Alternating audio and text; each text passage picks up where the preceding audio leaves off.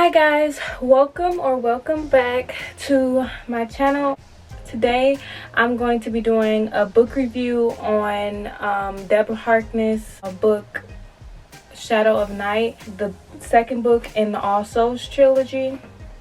So first I'm going to start off and read the first sentence in the book, and this is on my phone, so like I don't have a hard copy of this book, so sorry I don't have it to show you guys or whatever.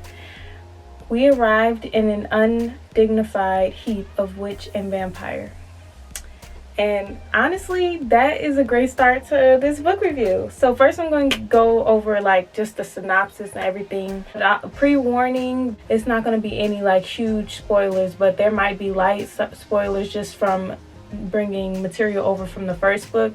So if you have not read the first book, go read the first book, and then also go watch my book review on the first book. But if you have, stay tuned. So as you know, the main characters are Diana Bishop and Matthew de Claremont.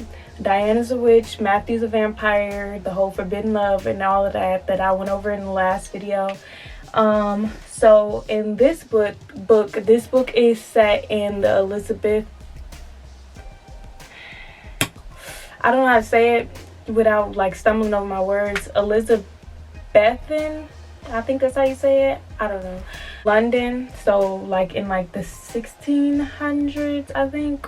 Either that, I don't know. What the journey or the adventure that they're going on is a continuation from the second book. They're still trying to go find the Ashmole 782 manuscript, which they believe to be the secret to the origins of all the creatures. And like I said in the last video, the creatures are humans, demons, witches, and vampire.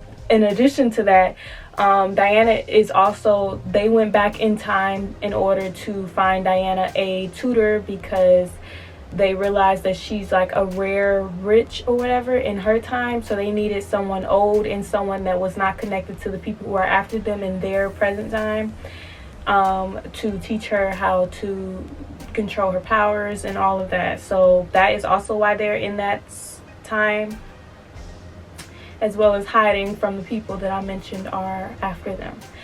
So now that I've given you like the summary and everything, let's get comfortable and talk about the book. We're just gonna go over what makes it unique and everything, and then I'm gonna go over like what I liked about the book and what I disliked about the book. I'm gonna first go over the pace. Okay, so if you have like a short attention span and you don't really like having to like keep reading a build-up kind of read, then I don't know how this book will settle in your mind, because they are literally chasing this book. Well, not okay, I just gave a spoiler away. They're literally chasing Ashmole 782 the entire book, and they like get their hands on it, I guess, for just like a little smidge of the book, but the rest is them chasing the book. But that's not the only like journey or adventure that it happens in the book. Like I said, Diana has to learn how to control her magic, so of course there's like moments where you forget that they're even looking for the book, but that is a big part of them. That's like one of the main reasons they went back in time. I would say the pacing of that was pretty good for me. Also, it can get annoying. Here I go with this word again. It can get a little tedious, just all of the searching, and they gotta talk to so many people, and it gets a lot, I'm gonna be honest. But it was pretty average for a second book in a trilogy, as far as that goes, like comparing it to other trilogies I've read or even series I've read of books. The pacing wasn't completely off or bad. The point of views of the book, and I say views as in plural, yes, there are more than one point of view. The main one is Diana. So Diana is the main point of view, and then it varies from different points of views, like back home, because as I said, they are not in their present time, so it switches back. But I believe that the switch begin like towards the end of the book, when you know that they're gonna have to return home soon. And so I think it switches back to, not back, but it switches back and forth between Diana and a point of view from home, to like give what's happening in the present day perspective, so that the readers know what Diana and Matthew will be going back home to. So I found that really interesting, because I tend to read books that are either set in one point of view. If it is a first person point of view, it's set in one character's point of view, like the entire book. And it was very interesting to read a book that wasn't like that. So if that's like something that you like, where you can get like different perspectives, then this book will be a good suggestion for you. I want to briefly go over just the magic use in this book, because as we know, this book is a fantasy book. So of course, with a fantasy book of this nature, there's gonna be magic, especially since the main character is a witch. I'm gonna say I completely enjoyed the magic. This is probably gonna be my favorite part of talking about this, just because I personally read a lot of fantasy books. I'm a huge fantasy fan. I just don't like really realistic things, kind of bring my mood down, but that's a discussion for another time. But so Diana, I don't want to give too much away, but as you know, you're gonna know if you're reading this book, Diana can time travel, which I forgot what the word that they use for it. So Diana time travels. Of course, she time travels back to the Elizabethan area, London, so that her and Matthew could live there. And it's just so unique reading from her point of view, because in a way, I want to say that she can see auras, but it's not really auras. It's like auras in something else, but that's what she can see. That like she has like a third eye. That's what they call it, I think.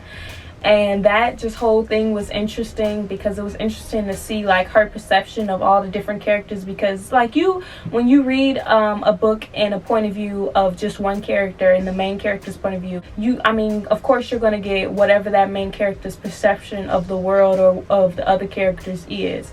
But because she's magical and she has powers, it was interesting to see who different auras around people, or just like little magical things that she would notice and maybe somebody else would notice, or anything like that. Was really interesting and unique to read about. On top of her being a time traveler, she has other cool powers that were I want to say that it was all very unique, because when I read, so I don't read many books that revolve around the main character being a witch, or even having an extensive magical powers. And there's only a couple books out there like that, because I don't know why that is, but it was just so cool to read about the magic. I'm personally a very book and movie person, so whenever I find something that I really, really like, I stick to it and all of that. And fantasy is my genre, and I like seeing magical movies, but I would really like to see more fantastical type of books and stuff, and this was it was a hit. But that's just my opinion. Since I've gone over all of that, I just want to go over what I loved about the book before I talk about what I hate. Well, not hate is a strong word, but I'll get into that later. So what I really liked about the book is all of the new characters that we meet. I'm going to name a few just because they were my favorite, or they really stood out to me. So my favorite character from that time was Gallowglass. I think that's how you say his name. Hopefully I'm saying it right. And I don't really want to say who he's connected to and why and stuff, but I really like Gallowglass. He just seemed like all around okay person. And it's just nice to see a character who, a side character who is genuine. So I that's why I liked him. And then I also appreciated Jack's character was really nice. I liked the dynamic that Jack introduced to Diana and Matthew. He brought a different characteristics out of them because of his role to them, because of their role to him, kind of. So that was interesting to see, and it made the book different. Like I said in the last video, Diana is mature, and he's an not older woman, but she's older than teen. She's not a teen main character. So her life experiences and the experiences that she's going to have in these books are, for me, a more mature experience than I would usually read. Just seeing it and reading about it, well, not seeing it, obviously I don't see it, it's not a movie, but in my head I see it. Just reading about it and all of that, it was just so really interesting. And Jack really brought out like her, spoiler alert, really brought out her like mother instinct, and it was really nice to see. I really liked reading that, so that's why he was a really significant character to me.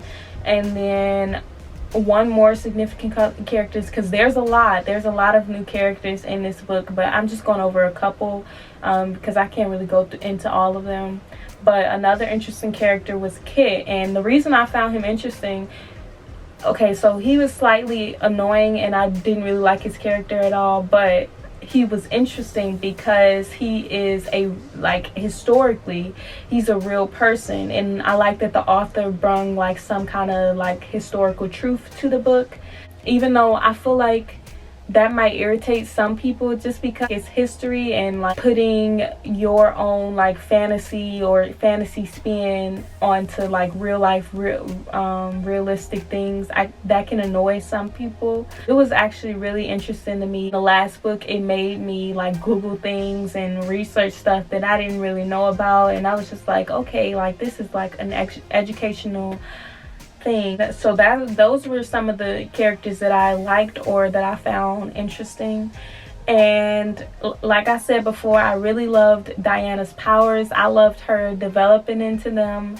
It made the book so much better, like just her going into the training of it all and trying to find somebody to train her while also trying to like basically stay alive, because this is not her time and she doesn't really know like just I don't know if decorum is the right word, but she doesn't really know how to really act in that time. So she really is looking to Matthew for guidance, and then on top of that, she also has to find her a witch to train her, which is difficult because she is with a vampire, and if it's forbidden in their time in the 21st century, it's even more forbidden in the time they're in now. So I found that super interesting, just her magical development. And then like I said with the Kit thing, oh, and I keep saying Kit, but and I said it was a historical figure, and I didn't even say what historical figure.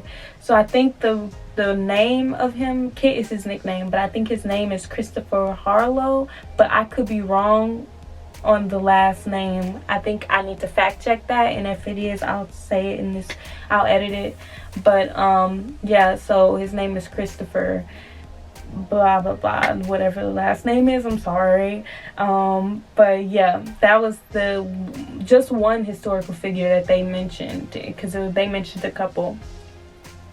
So like I said, the history lesson was very interesting, like I said in the last one, but the last one was more like a sciencey lesson or teaching, and this one was more of a historical teaching. And this book kind of gave off a historical romance vibe, even though it wasn't, I don't really know how to describe it, like it just slightly gave off a historical romance vibe, but that's it. So now I'm going to talk about things that I hated, well, not really hated, just things that kind of were annoying slightly, but might turn you off or whatever.